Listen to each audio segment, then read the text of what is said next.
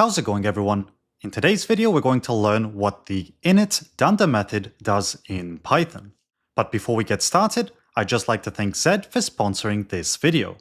Zed is a lightning-fast code editor written in Rust, and I've been using it to do all my coding for a while now. If you feel like trying out Zed, I've left a link in the description box down below where you can download it for free. Now, let's dive into init. Suppose you have a class called user, and we're going to create this class without an init block. We can still instantiate and use this class, along with its functionality. As you can see, when we run the code, we successfully logged in and we successfully logged out. The problem here is that this class is ultra generic and doesn't really allow us to do anything with a specific user. We created a user variable named Bob. But Python has no idea who Bob is. All Python sees is a user that can log in and log out.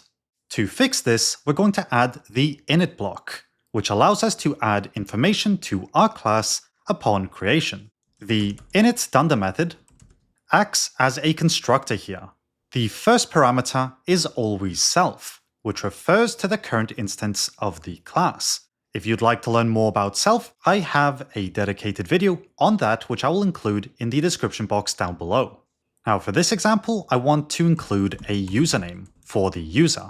And each time we instantiate this user, we're going to print that the user was created. Inside, you'd usually assign data to the instance attributes. This ensures that each instance refers to its own data, but you can also run any setup code you like here, such as including a print statement that notifies the user that a user has been created. The whole point of this block is to set up your instance so you can use it. We're also going to modify our other methods to now contain the username whenever something happens. Next, we can create an instance of this user once again. As soon as we insert a string into this class and run our code, the init block is called, setting up our instance for further use. Now our methods have a much more personalized feel to them. Watch what happens when we run our code. In Rust it will crash, but in Python you're going to see a new user was created and that we were able to log them in and log them out. And that's already so much better, because we can change this to any user. We can even bring back Bob. And to do that we need to refactor, so Bob123, and when we run this time, we'll be using Bob. But let's create one more example so you really get a feel for what the init block does in Python. This time we're going to include a first name for our user and generate a unique ID each time we instantiate a new user. For this, we're going to import UUID4, which generates random UUIDs.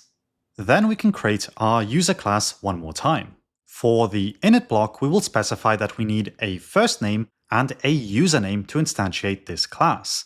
And you can even add default fields if you want, such as default. It's really up to you. Now the first two attributes will take the values we pass into the constructor, and the ID will generate a new UUID on the spot. Then I want to add some more functionality for this user, such as the ability to send messages, and the ability to see their current username. And finally, the ability to get their ID. We will also include the login and logout methods just to complete this user. So those will be the 5 methods that we will associate with our user class. Now we can create 2 instances of our user. The first one will be Bob, who has a username set to Bob123. The second one will be James, who has a username set to James1337. Then we can log both of them in, send some messages, and finally get the information back associated with the current instance. When we run this, what you should notice is that Bob logged in, then James logged in. Bob asked, "Yo James, how you been, man?" James said, "Look at this rock." Bob logged out. Then James said, "I forgot my username and ID." So he requested it from the system, he got his ID back, and he got his username back. And then he logged out. All of this was possible because we were able to give each instance its own personal data to handle through the init block. Going back up to the init block, you'll see that we provided a first name and a username for both James and Bob. And I really quickly want to mention that if you are new to Python, you are not required to specify these type annotations. The reason I choose to specify them is because I enjoy the benefits of type safety in Python. If you want to dive into why these are useful, just search for type annotations in Python on Google. But if you're used to coding without them, you can safely ignore those. Anyway, I hope that helped clarify what the init block is used for in Python. Do let me know in the comment section down below whether you have any comments or questions regarding the topic. But otherwise, with all that being said, thanks for watching, and I'll see you in the next video.